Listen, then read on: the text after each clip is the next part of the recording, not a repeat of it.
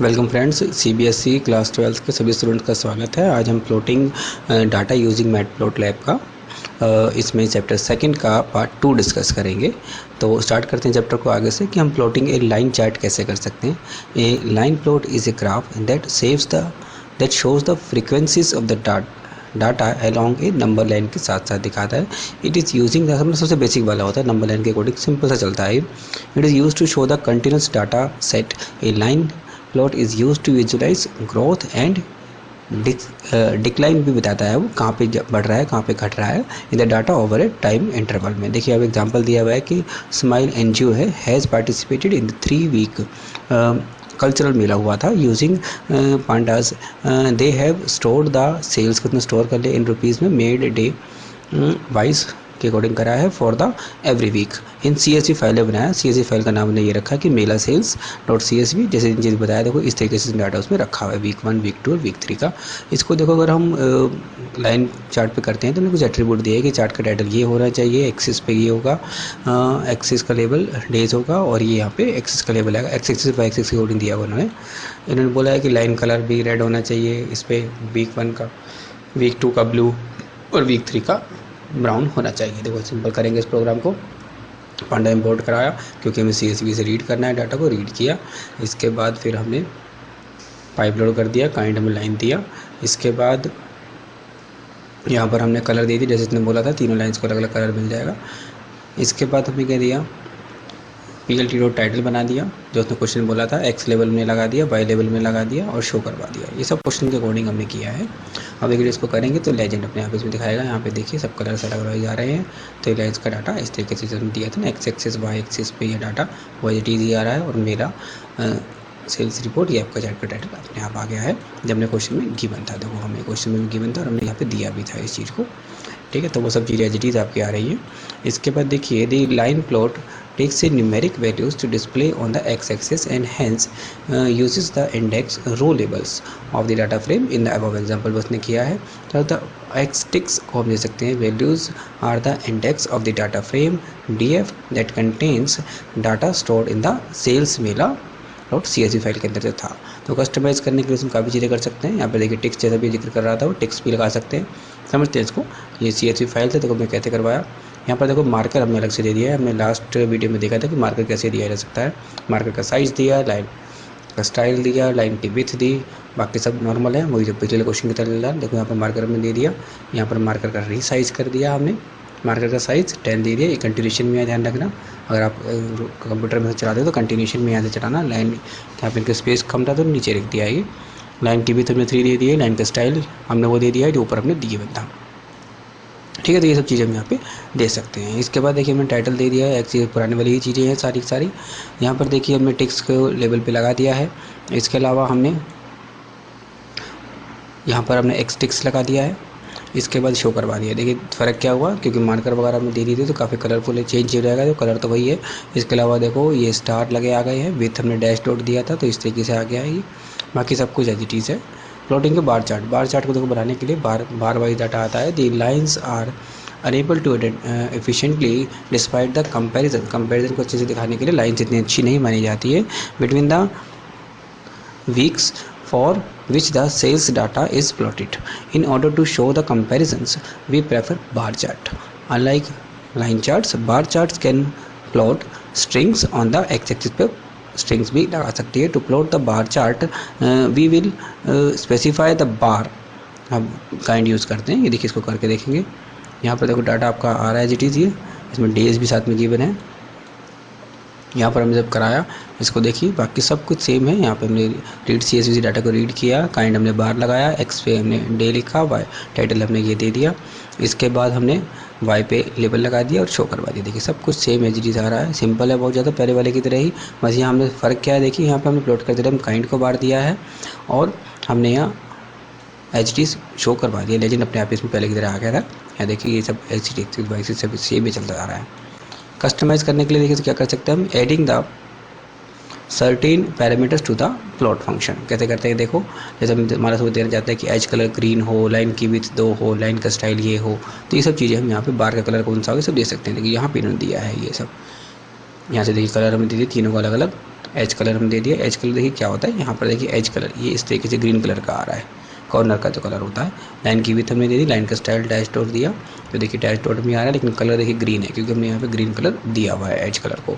बाकी सब कुछ सेम है पिछले क्वेश्चन की तरह ही। प्लॉटिंग हिस्टोग्राम, कुछ ज़्यादा फर्क नहीं है दोनों में। देखो histograms are the column chart होते हैं where the each column represents a range of values and the height of the column corresponding to how many values are in the range. To make a histogram the data is sorted, data को sort किया जाता है into the beans में। Beans आप समझेंगे concept क्या होता है कि बेसिकली एक पर्टिकुलर रेंज होती है, जैसे 10 से 20 तक हमने दिया तो उसके बीच में जो वैल्यूज होंगी वो उतनी उसकी बिन्स बन जाएंगी, उसके बिन की उतनी हाइट हो जाएगी। And the number of the data points in each bin is counted. The height of the each column in the histogram is then proportionate to the number of data points in its bin contain। मतलब एक बिन के अंदर कितनी उसकी height होगी बाहर की, वो इससे रिप्रेजेंट किया जाएगा कि उस बिन के अंदर नंबर ऑफ वैल्यूज कितनी है। काइंड ऑफ हिस्ट्री दे देंगे। फंक्शन ऑटोमेटिकली सिलेक्ट करता है size of the beans, by default अपने आप ही बिन्स का साइज सिलेक्ट कर लेते हैं कितनी कितनी बाहर आएंगी जिसके अंदर डाटा को रिप्रेजेंट किया जाएगा। जैसे हम क्लास इंटरवल बनाते हैं ना स्टैटिस्टिक्स में, कुछ वही कंसेप्ट है कि इसमें एक मतलब हमने दिए 10 से 20 के बीच में, अगर मान लो सपोज 3 वैल्यूज है हमारी 15, 16 और 17, तो उसकी उस पर्टिकुलर बिन की उस पर्टिकुलर बार की जो उसके बीच में होगी वो आपकी हाइट 3 आएगी। ठीक है, तो उसको समझते इस कंसेप्ट को।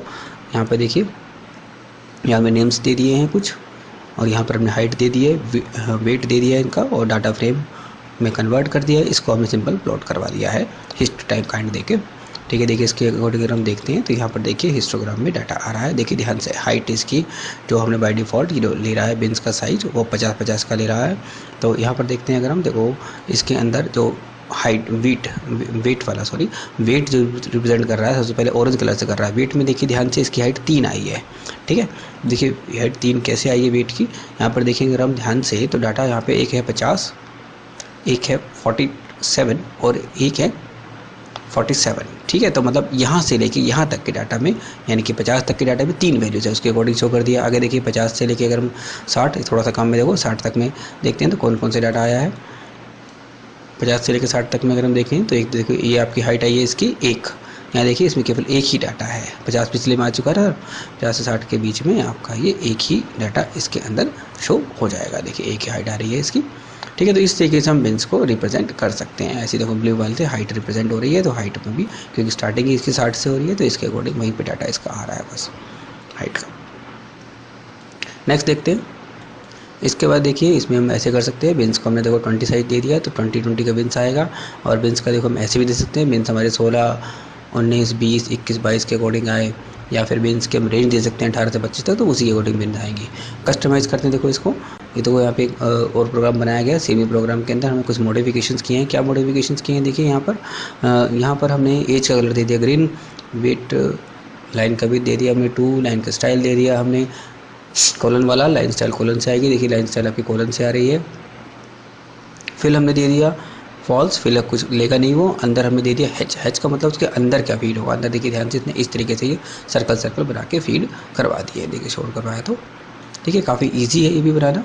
अब देखिए using the open data. Open data क्या होता है basically, there are the many websites that provide the data freely for the anyone to download and to analyse, primarily मतलब स्टार्टिंग के पर्पज़ के लिए, फॉर द एजुकेशनल पर्पज़।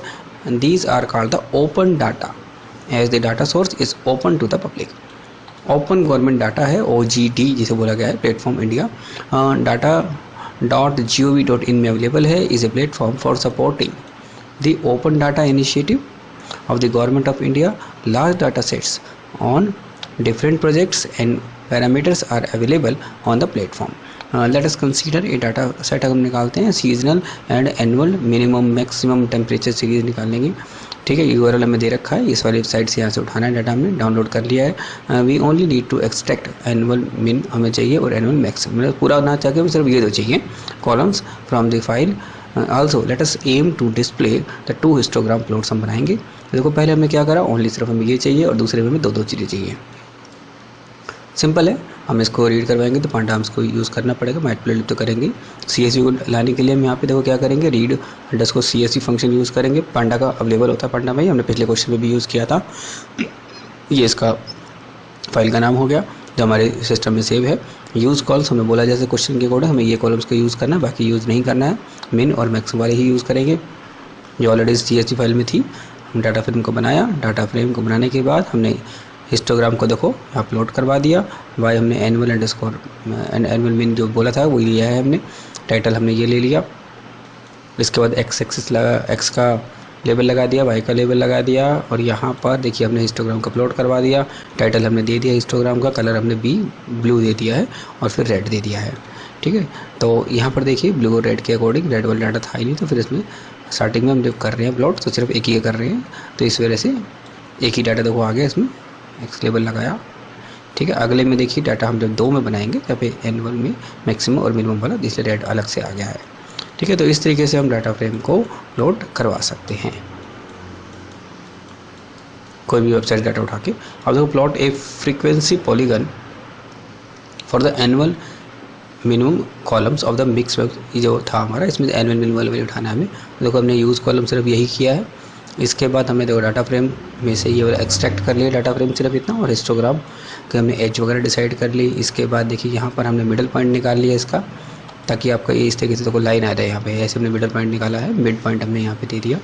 इसके बाद हमने टाइटल दे दिया और फिर टेम्परेचर दे दिया, इसका टाइटल एक्स लेवल का शो करवा दिया। देखिए यहाँ पे एच शो हो गया। इसमें देखिए सर फ़र्क क्या है, यहाँ पर देखिए जो आपका फ़र्क आ रहा है वो हिस्टोग्राम का हमने यहाँ पे यूज़ किया है। ठीक है, हिस्टोग्राम एक थोड़ा सा इसमें हल्का सा चेंज हो जाता है, जिसमें मिनिमम मैक्सिमम निकाला है और फिर काइंड में हिस्ट दे दिया और फिर हमने इसको प्लॉट करवाया है। तो ये ना प्लॉटिंग अब इस तरीके से कई बार हम कराते हैं, DF प्लॉट कराया और फिर PLT डॉट प्लॉट कराया। तो इस तरीके से हमने ये लाइन्स को साथ में प्रिंट करवा दिया है कि जो सेंटर पॉइंट्स को बता रहा है। नेक्स्ट वीडियो में हम आगे करेंगे प्लॉटिंग स्कैटर चार्ट्स के बारे में, ये हम नेक्स्ट वीडियो में डिस्कस करेंगे। तब तक फ्रेंड्स, अगर वीडियो आपको पसंद आता है तो लाइक ज़रूर कीजिए, चैनल को सब्सक्राइब कीजिए, ज़्यादा शेयर कीजिए और कमेंट कीजिए। अगर कोई भी आपकी क्वेरी है मैं इसको जल्द से जल्द रिस्पॉन्स करूँगा।